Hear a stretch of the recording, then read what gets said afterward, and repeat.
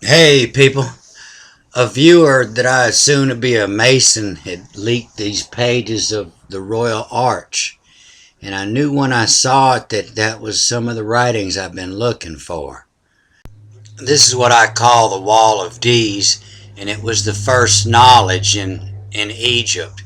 It's the first thing you teach your kids is shapes and colors, and it teaches the shapes and it teaches the directions to find the colors. As I was reading this, it struck me that it was the Latins that had changed the X into the CH. And so this was actually the ARX, knowledge of the king. And so you could see here in Christo, that was spelt with an X. And a Chaz and the ARX wall, the knowledge of the king's wall, the Arch of the Laos. So this gives us a new understanding to the first line. And it says to learn the heavens and to learn the writings of the arch. And on that second line, it almost turns that into English for us. It says connect the arch of 82 and the house in the shade to see bind in the penitium, the pantheon, to connect the rue, to connect the beginning spirit of the God, the knowledge, from the first picture seal to see bind in the penimum. And so this 82 in it says Saturn in at least 4 different ways. It was the right hand, the writing hand, and it was 82 is the atomic number for lead. It in Greek and in Hebrew, Saturn's also 82. In Greek, the letters were changed. One, the P was just the 16th letter, which would have made it a 70, but they made it a 80 anyway, so the language wouldn't change. Somehow the ancients knew that there was 82 protons and neutrons in an atom of lead. And in this ancient symbol for Saturn, it's backwards in the Hebrew, so the S is the tens and the T is the units. So the S would be a 60 and the T would be the 22. The 82 also meant the writing hand, the EI, the hand of the seals, the hand of writing to the work, the hand of the writing works. It meant the right hand column, the dark. If you Google the Arch of 82, it's going to send you here to this arch to Tito, and they say it was built in 82, but that's a lie. The ancient writers say it was constructed down at the racetrack prior to that and was destroyed in a cataclysm, and they just dug it up recently in 2015. This originally in Egypt meant the 8 writings of life connections, and it had to do with this school in Karnak, and everybody from ancient Greece, they all went there. There was ancient cities designed in Greece and in Rome before Rome was there, and they would design the cities to fit these writings. That's where everybody schooled at. And the arch really had nothing to do with what was over the top. The arch was the columns, the writings on the columns. It was mostly to do with the capitals, and the Egyptian columns were 8 different plants. So people around the world would go to these schools and come back and design their cities to fit this knowledge they learned. So if you didn't catch that last time, on the top I mirrored image that if you don't recognize those letters. Thought it'd make it easier for y'all that are not used to read and write to left. So what this says is connect the arch of 82 and connect the house and connect the shades, the colors to see bind Pantheon. That was kind of changed to the Pantheon, the Pantheon of gods, to connect the Ru, the beginning spirit of your gumbo, the beginning of your spell, of the God, of the knowledge from the first picture seal.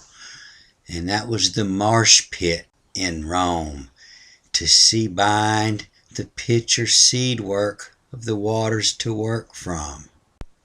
So an alchemist had made this somewhere around the 13th, 14th century, and it disappeared. But we know from the pantheon of gods that Saturn was Chronos, was time.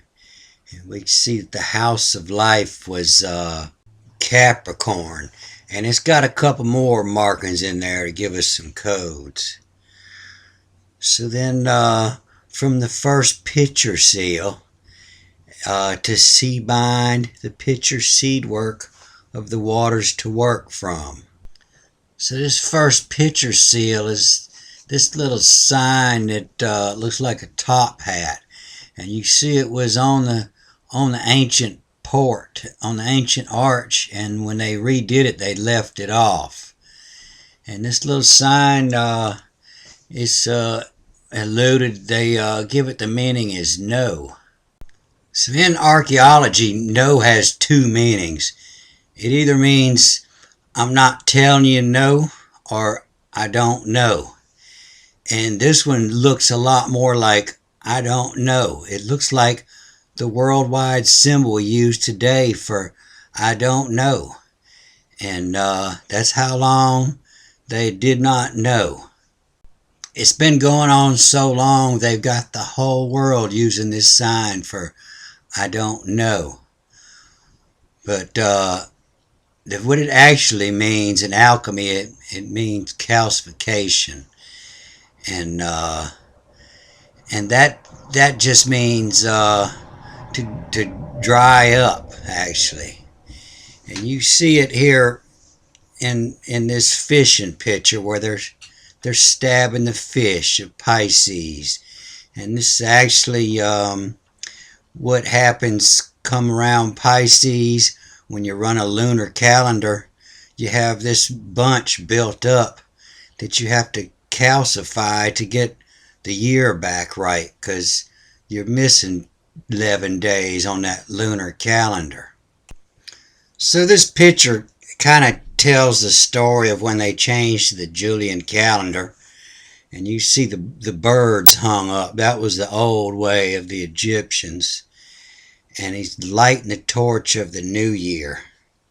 And that cis, like Genesis, it's has to do with beginnings from the cycles, fires to make consume. It means the beginning to get prepared for the next year, to get the calendar straight. And so when you got the two legs on the left, they're the same, they're congruent. And then you see that argumenta there, that means opposing. And that's the two that are different there. And then the tibi, that B in between the two eyes, that comes from the Hebrew, and that means that's a number. That's the number 2. It's not a B.